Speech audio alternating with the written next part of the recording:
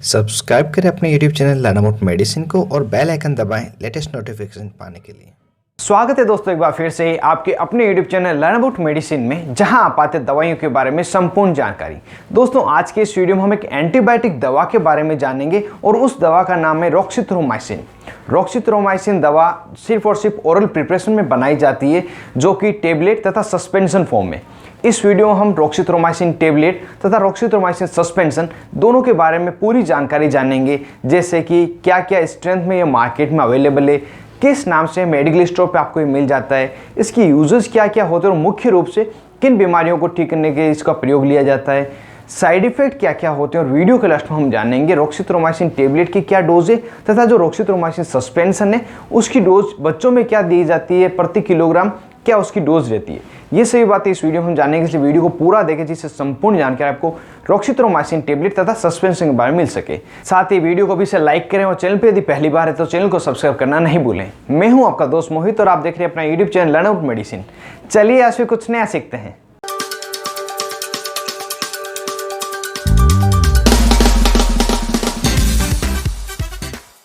Hello friends, नमस्ते दोस्तों।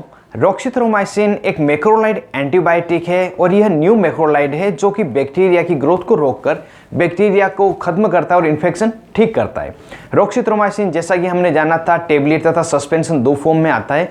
अगर इसकी स्ट्रेंथ की बात की जाए तो रॉक्सीथ्रोमाइसिन जो टेबलेट है यह 50 मिलीग्राम जो बच्चों के लिए किड के लिए होती है डिस्पर्सिबल फॉर्म में, 150 मिलीग्राम तथा 300 मिलीग्राम की अलग अलग स्ट्रेंथ में आती है। और जो इसका सस्पेंशन है वो 50 मिलीग्राम प्रति 5 ml की स्ट्रेंथ में आता है। और जो इसकी सस्पेंशन की बोतल पैकिंग है 30 ml, 60 ml तथा 100 ml की अलग अलग पैकेजिंग आती है। दोस्तों जैसा आप सभी को पता है रॉक्सीथ्रोमाइसिन दवा का जेनेरिक नाम है। जब भी हम इसको मेडिकल स्टोर पर खरीदते हैं तो ये अपने जेनेरिक नाम रॉक्सीथ्रोमाइसिन से मिल जाता है, साथ ही कई अन्य नामों से मिलता है, उन्हें हम ब्रांड नेम कहते हैं। ब्रांड नेम वह नाम होते हैं जो दवा कंपनियों द्वारा दवा को दिए जाते हैं। कुछ पॉपुलर ब्रांड नेम जो रॉक्सीथ्रोमाइसिन टेबलेट के और सस्पेंशन के वो मैं बता देता हूँ। उसमें सबसे पॉपुलर है रॉक्सिड टेबलेट तथा रॉक्सिड सस्पेंशन, रॉक्सीबिड टेबलेट, रॉक्सीबिड सस्पेंशन, रॉक्सीमेक तथा र्यूलाइड टेबलेट तथा र्यूलाइड सस्पेंशन। ये इसके कुछ पॉपुलर मैंने ब्रांड नेम बताए और हो सकता है जो ब्रांड नेम में आपके एरिया में कोई और नाम से मिल जाए, क्योंकि जो ब्रांड नेम रहते हैं दवा के एरिया और डॉक्टर के अकॉर्डिंग अलग अलग रहते हैं, लेकिन जो दवा का मूल नाम रहेगा वो रॉक्सीथ्रोमाइसिन ही रहेगा। ये दवा का कॉम्पोजिशन है। आप कोई भी ब्रांड जो इजीली आपको अवेलेबल हो उसको खरीद सकते हैं। दोस्तों यदि बात करें रॉक्सीथ्रोमाइसिन टेबलेट तथा इसके सस्पेंशन की क्या प्राइस रहती है, तो ये जो स्ट्रेंथ है, जो ब्रांड है, जो कंपनी है उसके अकॉर्डिंग अलग अलग रहती है। मैं इसकी पहले टेबलेट की प्राइस में आपको बता दूं।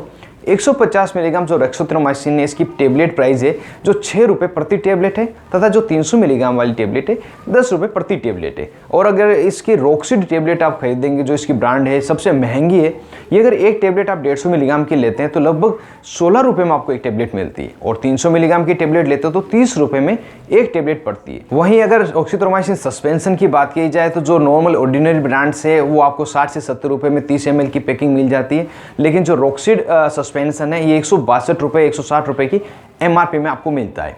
जो आपको इजीली अवेलेबल हो, जो आपको सस्ता लगे उससे आप खरीद सकते हैं। कोई भी ब्रांड लेंगे तो उसका असर सेम ही मिलेगा, ऐसा नहीं कि अगर महंगी है तो उसका असर ज़्यादा होगा।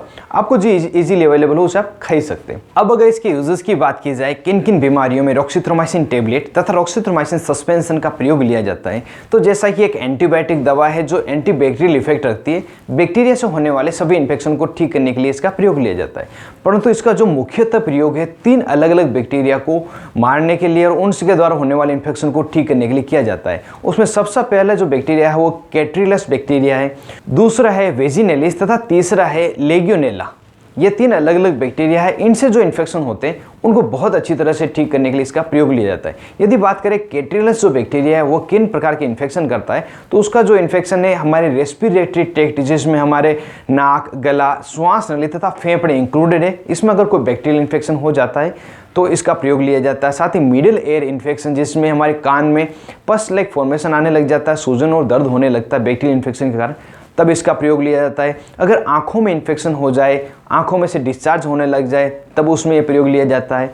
सेंट्रल नर्वस सिस्टम में किसी प्रकार का इन्फेक्शन हो जाए या स्वेलिंग आ जाए, यदि किसी व्यक्ति को जॉइंट में इन्फेक्शन हो गया, मतलब हड्डियों के जॉइंट में इन्फेक्शन हो गया जिससे कि दर्द होना, सूजन हो, वहाँ पे आम बात है, तो इन सभी इन्फेक्शन को प्राइमरी रूप से ठीक करने के लिए प्रयोग लिया जाता है। इसके अलावा जो वेजिनेलिस नाम का बैक्टीरिया है वो हमारे जो जेनेटियल्स है, जो जननांग है, वहाँ पे बैक्टीरियल इन्फेक्शन करता है। और उसमें जब फीमेल्स के जननांगों में इन्फेक्शन होता है तो वहाँ पे वेजाइनल डिस्चार्ज होता है, साथ ही इरिटेशन हो सकता है और वहाँ पे फिश लाइक ऑर्डर आ सकती है, मतलब जैसे मछली में बदबू आती है इस तरह की बदबू आ सकती है।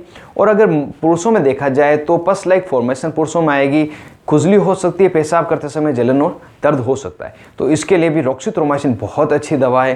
साथ ही लेगियोनेला नाम का जो बैक्टीरिया है, यह जो इन्फेक्शन करता है उसमें व्यक्ति को फीवर आता है, बुखार आता है, और बुखार के साथ में चेस्ट पेन होना, श्वास लेने में दिक्कत होना, पूरे शरीर में दर्द होना, जो सामान्यतः न्यूमोनिया में देखा गया है और इसे न्यूमोनिया लाइक फीवर भी कहते हैं। तो इसके इन्फेक्शन को भी ठीक करने के लिए रॉक्सीथ्रोमाइसिन डॉक्टर द्वारा बहुत ज़्यादा प्रयोग ली जाती है। इसके अलावा जो स्किन के इन्फेक्शन है, सॉफ्ट टिश्यू इन्फेक्शन है, तब भी इसका प्रयोग लिया जाता है। और रॉक्सीथ्रोमाइसिन टेबलेट और सस्पेंशन का प्रयोग जो ईएनटी डॉक्टर होते हैं, गला नाक और कान के डॉक्टर, वो ज़्यादा प्रयोग लेते हैं, क्योंकि पहला तो मैंने आपको बता दिया ईयर इन्फेक्शन में इसका प्रयोग लिया जाता है। और अगला जो इसके यूज़ है, थ्रोट में अगर फेरेंजाइटिस नाम की किसी बीमारी हो गई, टॉन्सिलाइटिस हो गई हो, इन दोनों ही कंडीशन में हमारे गले के अंदर में रेडनेस हो जाती है, सूजन आ जाती है, कुछ निगलते समय हमें दर्द होता है, साथ ही खारापन मुंह में लगता है। तो इन कंडीशन को ठीक करने के लिए रॉक्सीथ्रोमाइसिन अच्छी दवा है। साथ ही साइनोसिटिस नाम की बीमारी है जिसमें हमारे नाक के दोनों साइड में दर्द रहता है, नाक में पानी बहना है, नाक बंद हो जाना आम समस्या है, सिर दर्द भी व्यक्ति को होता है और आसानी से ठीक नहीं होने वाली बीमारी। तो इसमें भी रॉक्सीथ्रोमाइसिन दवा का प्रयोग लिया जाता है। दोस्तों, मैंने ज़्यादा से ज़्यादा यूज़ कवर करने की कोशिश की और हो सकता है इसके अलावा भी किसी अन्य बीमारी में डॉक्टर अपने एक्सपीरियंस के अनुसार रॉक्सीथ्रोमाइसिन टेबलेट तथा सस्पेंशन का प्रयोग ले। दोस्तों, जैसा कि हमने जाना था, रॉक्सीथ्रोमाइसिन एक मैक्रोलाइड एंटीबायोटिक है। इसके सिमिलर मैक्रोलाइड एंटीबायोटिक और भी है जो प्रयोग में लिए जाते हैं, उसमें एरिथ्रोमाइसिन, एजिथ्रोमाइसिन प्रमुख है और इनके लिए मैंने अलग से वीडियो बनाए हैं। यदि आप में से कोई देखना चाहता तो ऊपर आई बटन पर क्लिक करके देख सकते हैं। साथ ही डिस्क्रिप्शन में मैंने इसका लिंक दिया है, वहाँ पर भी क्लिक करके एरिथ्रोमाइसिन तथा एजिथ्रोमाइसिन के बारे में आप जान सकते हैं। अब अगर इसके बात करें साइड इफेक्ट क्या क्या हो सकते हैं, अनडिजायरेबल इफेक्ट क्या होते हैं, तो उसमें जो मोस्ट कॉमन साइड इफेक्ट है उसमें व्यक्ति को नोजिया, वोमिटिंग मतलब उल्टी या मतली जैसा लगना, 10 व्यक्तियों को लग सकती है, पेट में दर्द हो सकता है, ये कुछ मोस्ट कॉमन है। और जो लेस कॉमन है उसमें व्यक्ति को सिर दर्द होना, डिजीनेस रहना, वर्टाइगो मतलब चक्कर आना, साथ ही स्वाद लेना तथा जो सूंघने की क्षमता है उसमें कुछ परिवर्तन हो जाना, ये कुछ साइड इफेक्ट देखे गए हैं। ये या इसके अलावा कुछ दूसरे अनवांटेड अगर इफेक्ट आपको मिले तो तुरंत इस टेबलेट तथा सस्पेंशन का प्रयोग बंद करें, अपने डॉक्टर से मिले, जिससे कि फर्दर ट्रीटमेंट आपको दिया जा सके। फ्यूचर में इस टेबलेट तथा सस्पेंशन का प्रयोग आप नहीं करें। दोस्तों, अब वीडियो के लास्ट में हम जान लेते हैं रॉक्सीथ्रोमाइसिन की क्या डोज रहती है, किस तरह से इसको लेना चाहिए जिससे कि आपको बेस्ट रिजल्ट मिले। जैसा कि हर वीडियो में आपको बताता हूँ, जो दवा की डोज रहती है पेशेंट की एज, वेट तथा जो डिजीज़ का टाइप है उसके अकॉर्डिंग डिसाइड की जाती है। परंतु जो जनरल डोज है उसके बारे में आपको बता दूं, एडल्ट के लिए 150 मिलीग्राम वाली रॉक्सीथ्रोमाइसिन टेबलेट दिन में 2 बार दी जाती है। और बहुत ज़्यादा सीवियर इन्फेक्शन हो, ज़्यादा आवश्यकता हो तो 300 मिलीग्राम की टेबलेट दिन में 2 बार दी जाती है। इस टेबलेट का जो सामान्य ड्यूरेशन है 5 दिन से लगाकर 7 दिन होता है और कई बार इसको 7 दिन, 14 दिन या इससे ज़्यादा भी दिया जाता है। और यदि इस टेबलेट को आपको डॉक्टर ने खाने के लिए दी है तो इसे खाने के आधा घंटे पहले अगर खाते हैं तो आपको अच्छा रिजल्ट मिलता है। और कई बार अगर गैस्ट्रिक इरिटेशन किसी को करता है तो खाने के बाद में देने की सलाह भी दी जाती है। ये इसकी डोज रही एडल्ट के लिए। अब अगर रॉक्सीथ्रोमाइसिन सस्पेंशन की बात करें, बच्चों के लिए क्या डोज रहती है, तो प्रति किलोग्राम के अकॉर्डिंग अगर बात करें तो 2.5 मिलीग्राम से लगाकर 5 मिलीग्राम प्रति केजी प्रतिदिन ये इसकी डोज रहती है। 2 अलग अलग डिवाइडेड डोज में दी जाती है। अगर एग्जाम्पल से समझे, यदि किसी बच्चे का वजन 6 किलो से लगाकर 11 किलो तक का है तो उसे 25 मिलीग्राम रॉक्सीथ्रोमाइसिन की डोज दी जाएगी और इसे 12 घंटे बाद में रिपीट किया जाता है। साथ ही कोई पेशेंट जिसका वजन 12 किलो से लगाकर 23 किलो तक का है तो उससे 50 मिलीग्राम एक डोज सुबह, दूसरी डोज शाम को 50 मिलीग्राम। और किसी बच्चे का वजन 25 किलो से लगाकर 40 किलो तक का है तो उसे 100 मिलीग्राम रॉक्सीथ्रोमाइसिन 2 अलग अलग डोज दी जाएगी। और इसकी जो डोज ड्यूरेशन है वो 5 दिन से लगाकर 10 दिन का सामान्य ड्यूरेशन रहता है। और इससे ज़्यादा पेशेंट को अगर आवश्यकता हो तो डॉक्टर प्रिस्क्राइब करते हैं। और इसे भी अगर बच्चे को आप खाने के आधे घंटे पहले तो काफ़ी अच्छा रिजल्ट मिलेगा और खाने के बाद में इसको दिया जा सकता है। और इसके साथ में कई अदर एंटीबायोटिक भी दे सकते हैं, पेन किलर मेडिसिन भी दे सकते हैं और कुछ भी मेडिसिन दी जा सकती है। उससे आप अपने डॉक्टर से पूछें और जो डॉक्टर को आपको गाइड किया है, जो एडवाइस दी, उसी के अकॉर्डिंग इसका प्रयोग करें जिससे कि आपको अच्छे से अच्छा रिजल्ट मिले।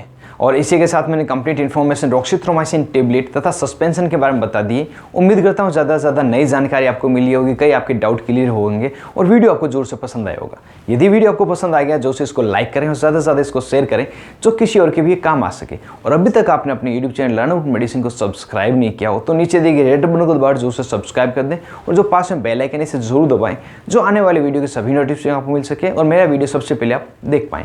आप अपने दोस्त मोहित दादी के साथ देख रहे थे अपना YouTube channel learn about medicine. Thank you friends, take care and be careful medicine users.